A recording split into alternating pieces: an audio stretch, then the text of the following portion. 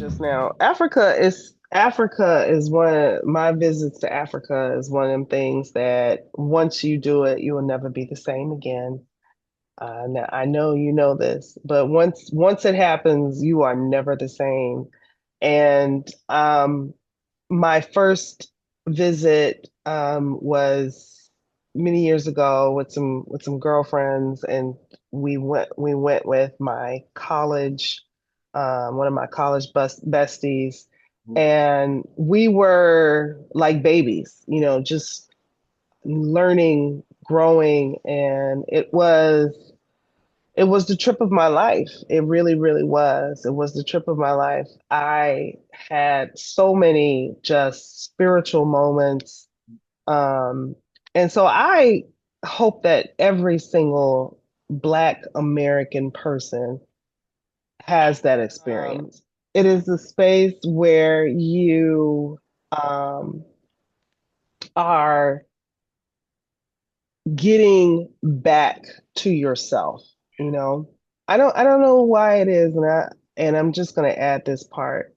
I've often felt like the information that we learned as Black Americans was piecemeal.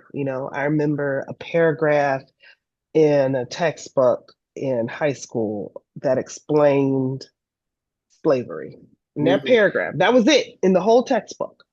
Um, Even though it was a whole chapter on the Civil War, it was slavery was that big.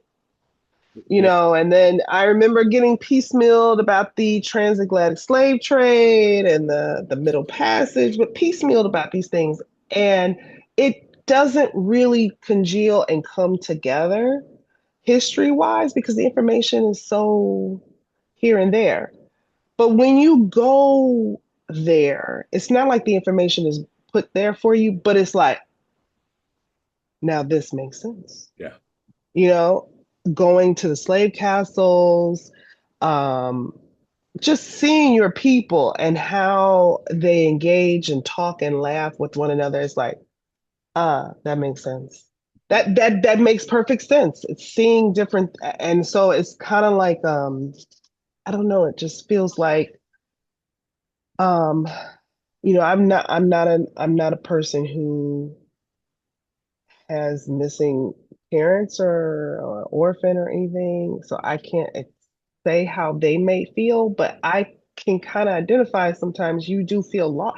As a Black American, you do feel lost